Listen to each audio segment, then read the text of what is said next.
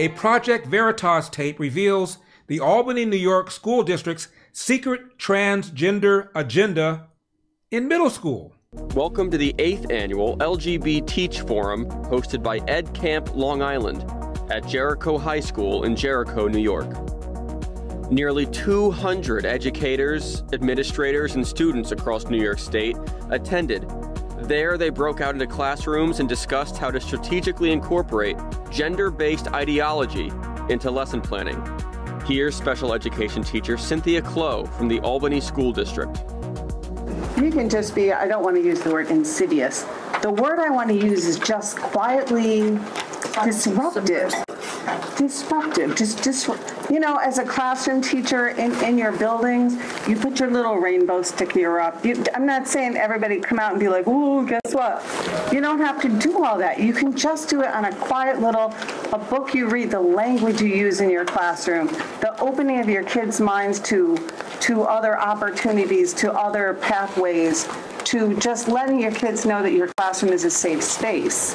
Even those things, I mean, you could read, you know, Johnny has two mommies if you want to.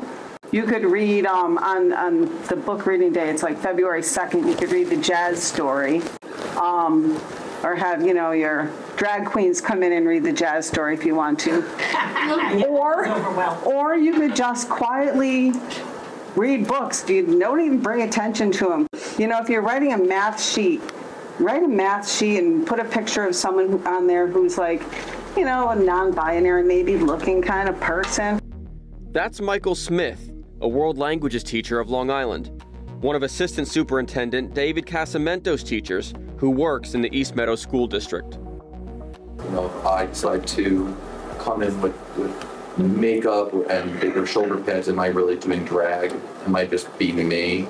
You know, where does the line fall? So I think that introduction of it really can be as simple as saying, hey, we're going to read a book from Dr. Seuss, and here's a quote from Martin Luther King, and here's a quote from RuPaul, and just having like little kind of drops of exposure without somebody's upbringing.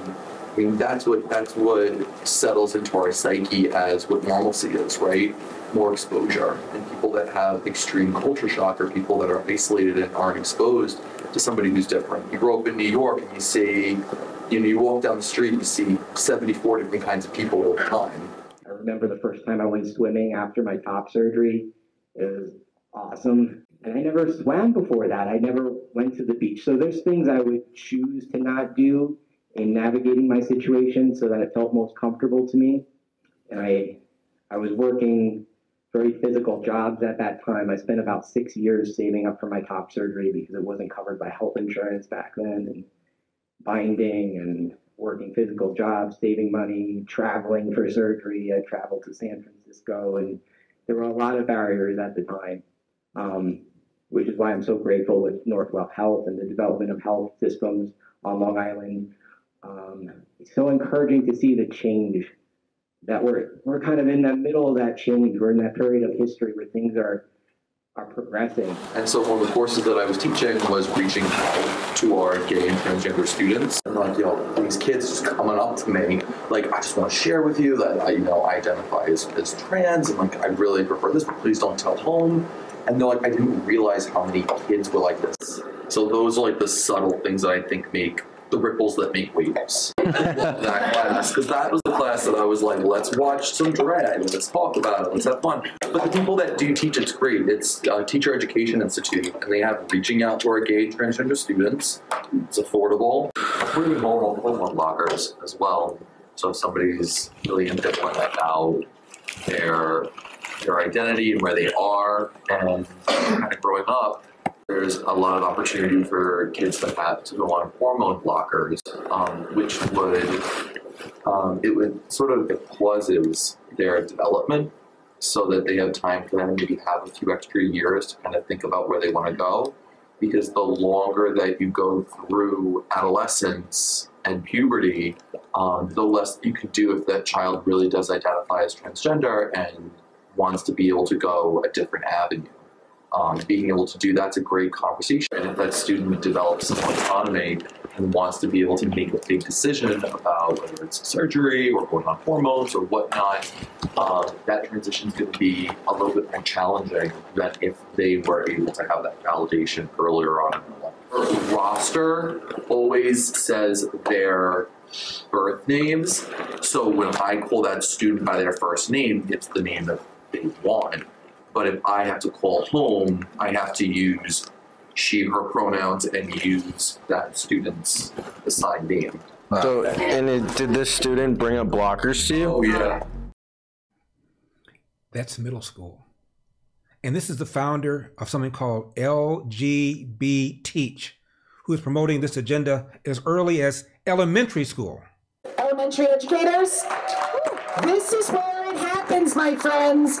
The more work we can do at the elementary level, breaking down the gender binary, getting rid of girls and boys, and there's so much work that can happen, and we're going to have some of those conversations today. My plethora of queer flags that I have in my classroom. And the truth is that we know that kids are coming out at younger and younger ages, and gender is, sexuality as well, but especially looking at gender, we have kids as early as 2-3 years of age. I always tell tenured teachers, you're going to have more longevity making change if you maybe play it a little safer for a little longer. Who knows if on Monday I'm going to come in and I'm going to be told to take down the flag, but I will do what Sarah did in Connecticut and not do so. Thank God for tenure. Because the progress flag, the goal behind it was to actually bring more inclusivity to a marginalized community. So by adding stripes for trans and gender nonconforming people as well as people of color. Even though I'm not an elementary level educator, it's probably my favorite group to work with, working with staff and admin,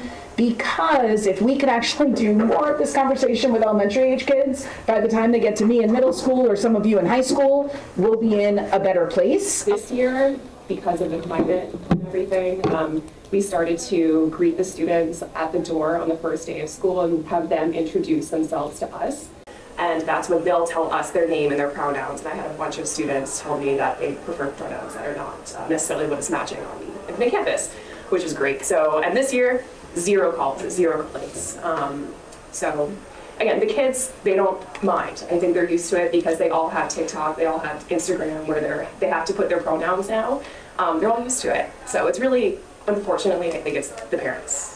That I have a lot of students with autism who are very rigid in blue is for boys, pink is for girls. We do like, a wacky Wednesday or a turn around Tuesday where we all switch colors and making sure that I'm making conscious decisions to every boy is getting something pink and every girl is getting something blue. I am a female or I am a girl, and so girls don't have to wear dresses, but look, my character is a boy and he's wearing a dress, and that's okay. And kind of introducing that, every time it's like their mind is just blown.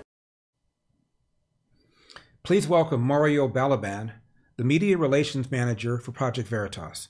Mario, middle school, elementary school? Yeah, Larry, thank you for having me on. As you saw there, what's really interesting is this is all filmed in New York, mostly in Long Island, and these are educators throughout the state. As you can imagine, this is probably happening across the country, and they really just gather, right, to share ideas. And when you imagine that they're going to share ideas about how they're going to teach kids math or reading or writing, no, they're there teaching kids DEI. They're teaching kids that they can be any gender they want. But what's most telling and most revealing of all this, Larry, is that they don't want the parents to find out. Right. Because they know that parents care about their kids more than anything else. And what we've seen as a result of our videos coming out, you see that these parents go to these school board meetings and demand accountability. And one of the educators we've exposed in Long Island has been so far reassigned. He's an assistant superintendent. He was reassigned so far. So there's been a lot of fallout as a result of our videos in the Long Island area. What's that? A pair of my slippers? Indeedy do. These, of course, are beautiful tan. They come in different colors. And there is another style, just in case you don't like that one. And this is the brand new MYPILLOW 2.0. You've never slept on anything so comfortable. The MYPILLOW was amazing. The MYPILLOW 2.0, even more amazing. Call the number on your screen or go to mypillow.com, promo code ELDER. And of course, this is the 6-pack pillows, towels that work. Towels that actually absorb water. Have you noticed you get these towels that look good, feel good, even smell good, but they don't absorb the water? These do. Over 100 products, call the number on your screen or go to MyPillow.com, promo code ELDER. Finally, this is the Giza Dream Bedsheet. Giza is in Egypt where the finest cotton can be found.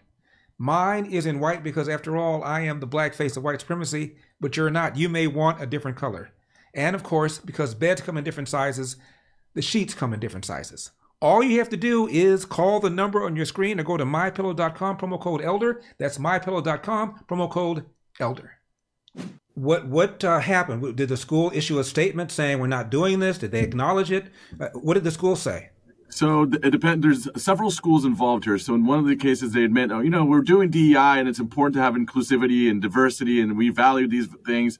But then they kind of approached the more controversial topics. One of them was, for example, hiring discrimination. It's like, oh, well, we have to investigate this, right? So they don't outright call out the issue. They'll say they'll look into it, right? But as you can imagine, parents aren't taking that as I fully trust that you will look into it. So there is more to come from parents. They're still putting pressure on these school boards, specifically the superintendents, to demand answers. But we've seen so many reactions, so many people message Project Veritas saying, I'm in Long Island. Thank you for exposing this. I didn't even know this was happening in my district.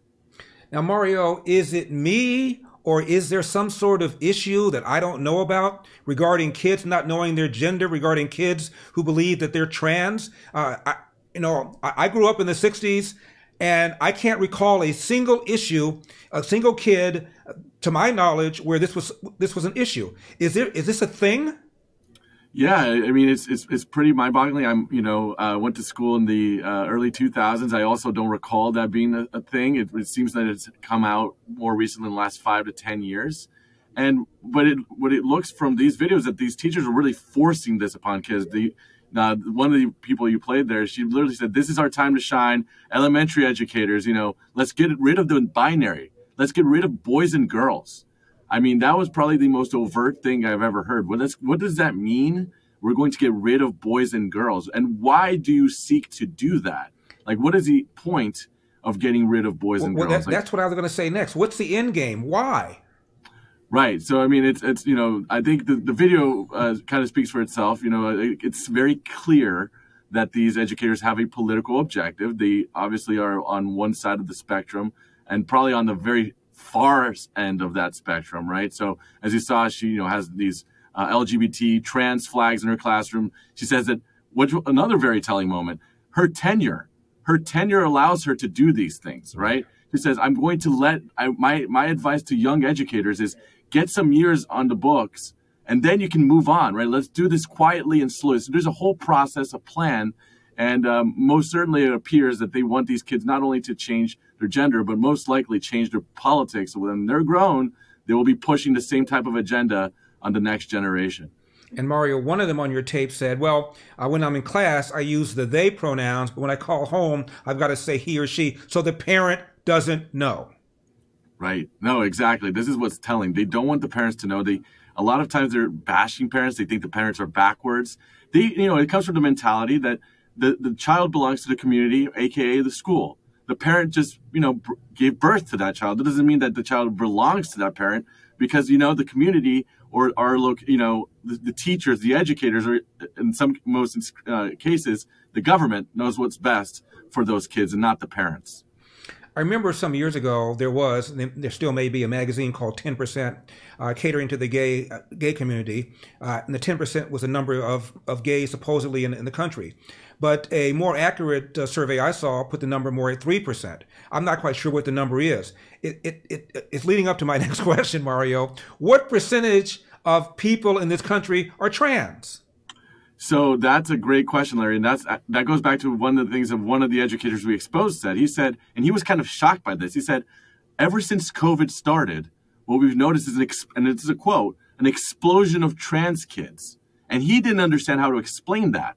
He's one of these educators who is, promoting DEI and all this stuff, but he actually didn't even have an explanation for why he's personally witnessed an explosion. So, there's a debate as to, are people born this way, or are people, pushed to the point, and even in education, to where they start doubting their own, gender, right, in this case. So it's a very tough question, but given the fact that these people themselves are questioning why there's so much happening, it does kind of, it looks a little suspicious as to what kind of things they're promoting in the classroom, first of all, to very, very, very young kids, and how those kids interpret what they should do as a result of what they're learning.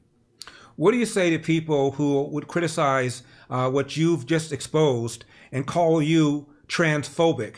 And argue that, well, these are people who are simply trying to find out who they are, and why shouldn't they determine who they are? To that line of thinking, what's your response, Mario? My responses to that is Project Veritas just reported what these individuals said. So I think, if society watches these videos and they're troubled by it, it clearly looks like, there needs to be a conversation in society as to what are the limits as to what teachers can and can't say in the classroom. But most importantly, why do they have to hide it from the public and from the parents? Right? Project Veritas isn't saying, this is what a teacher should teach or not teach. We're bringing information to light that we think is newsworthy, and the public is reacting to it. What we've seen is, of course, is that the public is not happy with how these educators are approaching this topic. But instead of the educators coming and saying this, yes, we're proud to tell 2-year-olds that they can change their gender, they don't say anything. So it kind of brings really the question is to them is, if you're so proud of this work, if this is such important work for you, why don't you go and tell the parents what you're doing? Why do you have to hide behind, a classroom door? Obviously, I'm not going to ask you about your sources, but clearly there must be some people who are very uncomfortable with this. Otherwise, you wouldn't have been able to get access to that, to those people speaking like that. Absolutely. We have sources, we have whistleblowers that come to us, and we have very brave undercover journalists who bring this information to us. So if it weren't for all that, and also, there's so many patriots out there that always are, engaged and paying attention and alerting us to different things. So without all of that, this work would not be possible. So it's very, very, very important for the state of New York. But I think this is a lesson, and important information for everyone in the country to keep a close eye on the schools and their boards. Last question, Mario. This was Long Island. How widespread is this secret trans agenda that you've exposed? Well, we're continuing to investigate, so we might have some more videos here soon. But we've, throughout the last few months, we've really focused on this education side of reporting. And what we've seen is that this is most certainly not something only happening on Long Island. This is happening. We've exposed it in California. We've exposed it, I believe, in Oklahoma. So there's many, many states, even people like conservative states, red states. These things are happening. So a lot of people have this misconception that only the most, blue states like New York or California is seeing this. But actually, we've found that there's educators that believe this stuff in places like Oklahoma and Georgia. So, this is prevalent. And the reason they've been able to succeed is because they hide this information, right? And that's the purpose of Project Veritas, is to uncover information that powerful people or corrupt people want to keep hidden. Mario Balaban, Project Veritas, keep up the good work. Thank you very much, Larry. I appreciate it. God bless. Now, be sure to hit that like button because I know you like the show. And make sure you subscribe as well. And scroll down and get on our mailing list because, believe it or not, for reasons that I don't quite understand, from time to time, YouTube has issues with our videos. To make sure you never miss one, get on our mailing list. And you see that donate button? Hit that. Throw a little something in the tip jar to make sure we can still give you hard-hitting, honest programming. Remember, LarryWithEpoch.com, LarryWithEpoch.com. I'm Larry Elder, and this has been the Larry Elder Show for Epoch Times. Remember, we've got a country to save, and I'll see you next time.